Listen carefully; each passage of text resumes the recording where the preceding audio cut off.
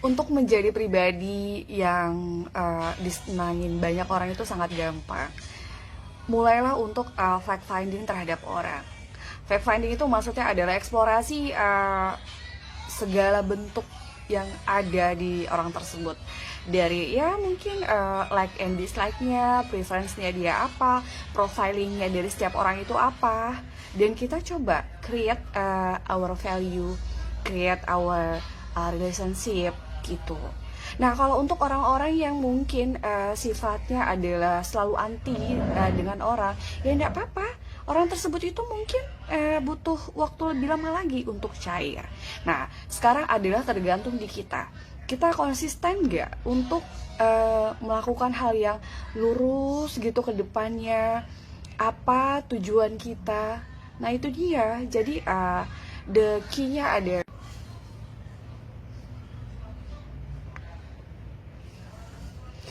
Tahu gak sih manusia itu aneh-aneh. Jadi ada orang yang need the solution. Tapi mereka uh, apa ya? Apa sih istilahnya tuh? Apa sih bebal? Tapi always ask. Solusinya apa? Solusinya apa? Aduh, emang ya otak manusia ini tuh kenapa nggak diutilisasi gitu loh, didaya gunakan semaksimal mungkin. Kalau emang kita kurang, ya udah belajar, dengar apa kata orang, coba dipikir-pikir ya kan. Jadi kalau kita udah kurang, jangan malah diminus-minusin lagi, parah.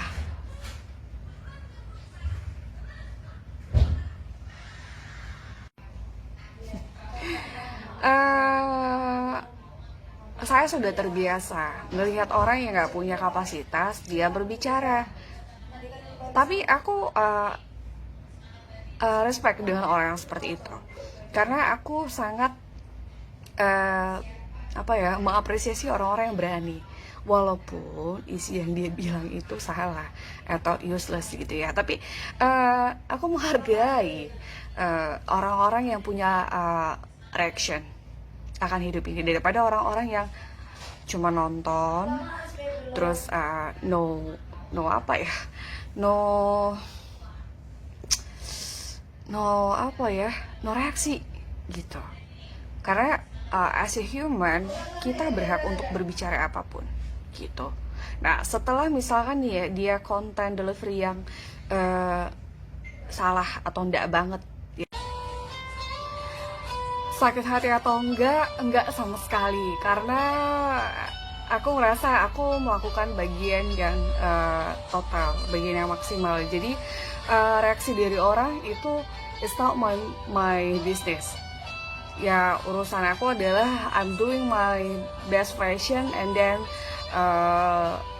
I know that I will get as my goals, so I can achieve that.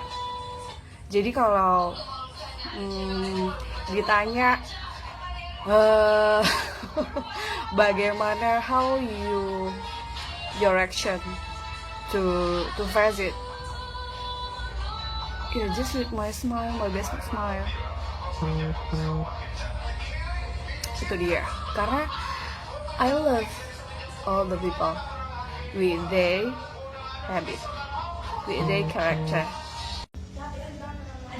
Feel free to discuss anything. Banyak yang nanya why I move here, and then I resign from my company.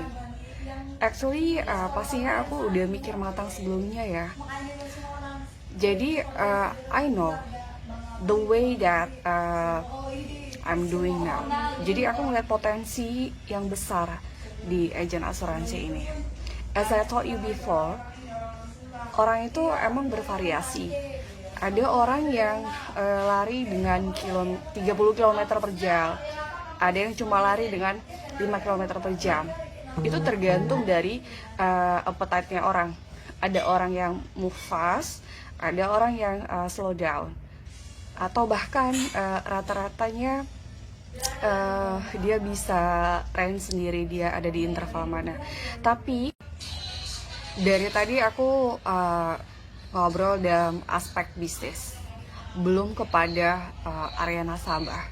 Nah, jadi untuk terkait hal bisnis ini, aku udah cerita panjang dan lebar. Jadi yang menjadi masalah adalah untuk pengukuran tools yang kita gunakan. As we know, ada banyak cara untuk mencapai tujuan kita, yakni financial freedom.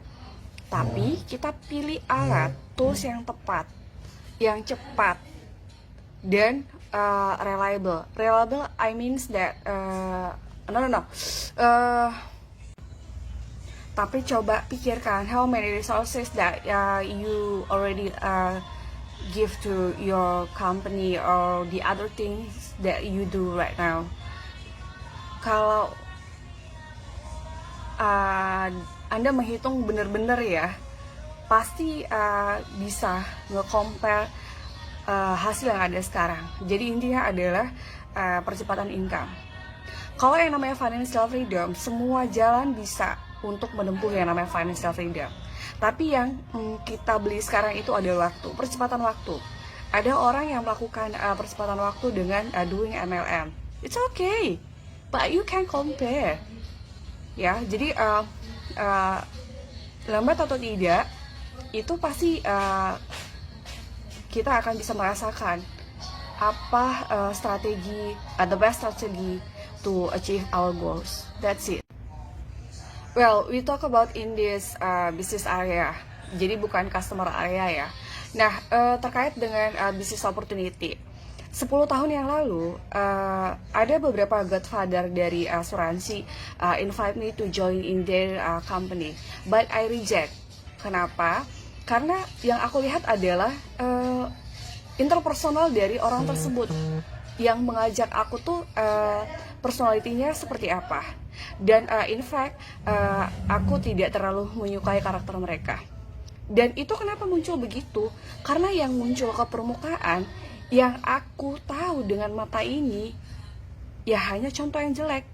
But the different thing untuk yang ada sekarang, aku melihat ternyata anak-anak Tuhan itu banyak loh di dunia asuransi. Beneran, jadi how come?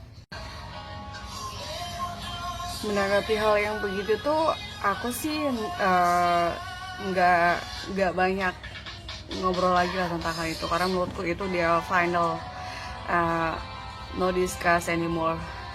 Jadi kalau misalkan yang kemarin dan itu nggak jadi diambil tindakan, ya nggak apa-apa. It depends on you, how the way you take your action, and then you accept the risk. I think that's all. As I told you before, kalau apapun yang kita ambil itu ya itu tergantung diri kita, mau kita lanjutkan atau enggak, mau dihentikan atau enggak. Nah itu dia. Nah kalau untuk nanya hal itu lagi, aku no comment about it, karena kayaknya diskusinya jadi alot dan nggak jelas apa yang mau dibahas.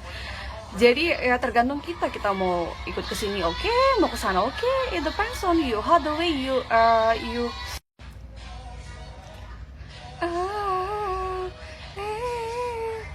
Nah, gini ya, kategori untuk yang namanya tujuan hidup. Nah, jadi benar, tujuan hidup nggak diukur dengan uang. Tujuan hidup nggak diukur dengan aset. Benar sekali. Tapi, lihat dari semua sisi, dari dampak yang sudah ada. Let's say, nah, jadi dari contoh yang jelek itu, ya kurang lebihnya aku ngelihat how they way to